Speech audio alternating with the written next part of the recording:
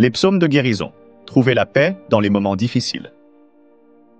Bonjour à tous et bienvenue sur cette série dédiée aux psaumes de guérison.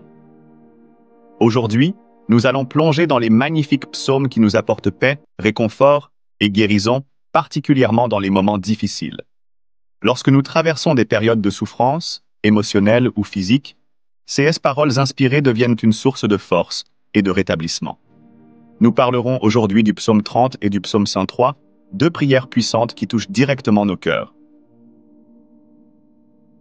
Première partie, le psaume 30, la louange de la délivrance.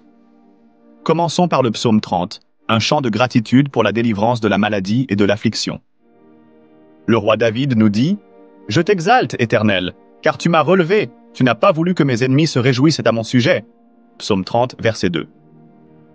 Ce verset nous rappelle que, même lorsque nous sommes dans la douleur, Dieu est capable de nous relever et de nous restaurer. Ce psaume est une prière de reconnaissance après avoir surmonté une grande souffrance. Il s'adresse à ceux qui ont connu la maladie, l'angoisse ou les épreuves, et montre que Dieu écoute nos cris dans la détresse. David rappelle qu'il a été rétabli par la main de Dieu. « Éternel, mon Dieu, j'ai crié à toi, et tu m'as guéri. » Psaume 30, verset 3.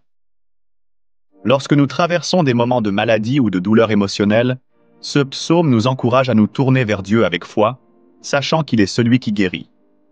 Deuxième partie, le psaume 103, les bienfaits de la guérison spirituelle et physique. Passons maintenant au psaume 103, qui est un chant magnifique de louange pour les bienfaits de Dieu. Il commence par ces mots puissants. « Mon âme, bénis l'Éternel et n'oublie aucun de ses bienfaits. » C'est lui qui pardonne toutes tes iniquités, qui guérit toutes tes maladies. Psaume 103, versets 2 et 3. Le psaume 103 est une proclamation de la miséricorde et de la guérison divine.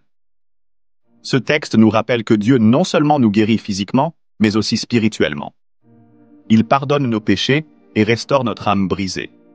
Dans les moments de difficulté, nous sommes appelés à bénir le Seigneur et à nous souvenir de toutes les façons dont il agit dans nos vies. Le verset « Il guérit toutes tes maladies » est une promesse puissante. Dieu est le médecin suprême, capable de guérir nos blessures les plus profondes.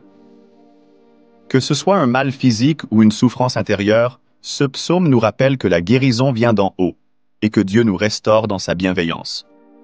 Troisième partie, comment utiliser ces psaumes dans vos moments de souffrance?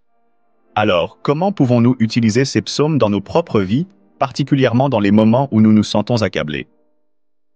Voici quelques étapes pratiques. 1. Lisez les psaumes à haute voix. Prenez un moment de silence, puis lisez le psaume 30 ou 103 à haute voix.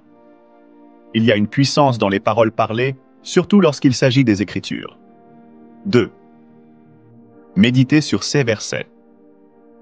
Après avoir lu, prenez quelques minutes pour méditer sur les paroles, en demandant à Dieu de vous révéler sa guérison et sa paix à travers ces textes. 3.